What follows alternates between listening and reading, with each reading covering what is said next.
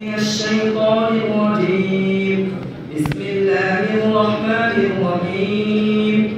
وإذ قال إبراهيم رب اجعل هذا البلد آمنا واجنبني وبني أن نعبد الأصنام رب إنهن أضللن كثيرا من الناس فمن تبعني فإنه مني ومن عصاني فإنك غفور رحيم.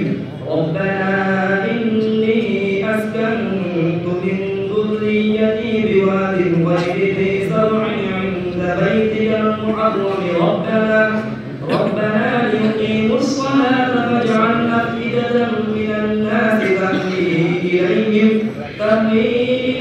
وارزقهم من الثمرات لعلهم يشكرون. ربنا إنك تعلم ما نخفي وما نعلن وما يخفى على الله من شيء في الأرض ولا في السماء. الحمد لله الذي وهب لي على الكبر إسماعيل وإسحاق إن ربي لسميع الدعاء. رب اجعلني مقيم الصلاة ومن ذريتي ربنا وتقبل دعاء.